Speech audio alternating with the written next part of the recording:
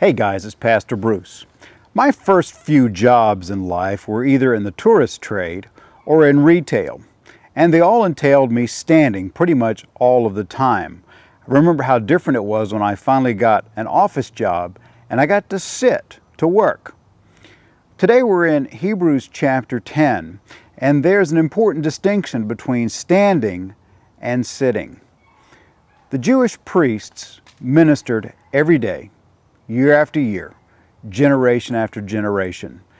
Scripture here describes them as standing to serve. Yet while they did all this work, the people continued to sin, and so animals needed to be continually offered. The problem was, for most people, it really was all about the sacrifice. That was the end. It was not a means to an end. There was no change in the heart, no resolve to know God better or to please Him.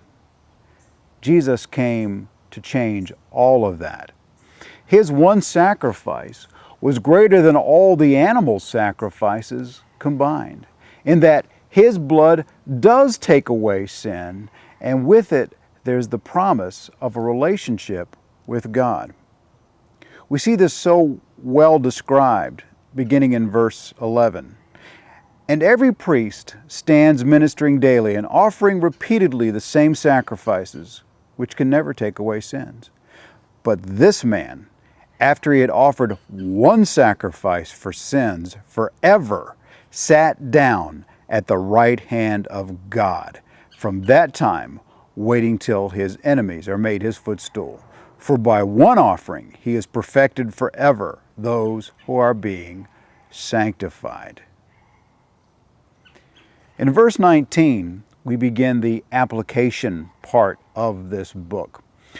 And we see here, whereas the Jewish high priests were cautious in entering the Holy of Holies, as we saw in the previous chapter, they were concerned about stirring up God's wrath if they did it incorrectly.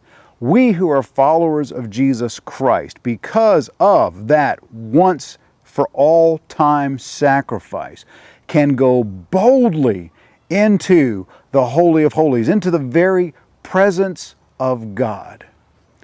We as followers of Jesus Christ need to remind our fellow believers of this, to come alongside them, to exhort them, to warn them not to run off, and to encourage them to continue to fight the good fight of faith. God bless you as you go.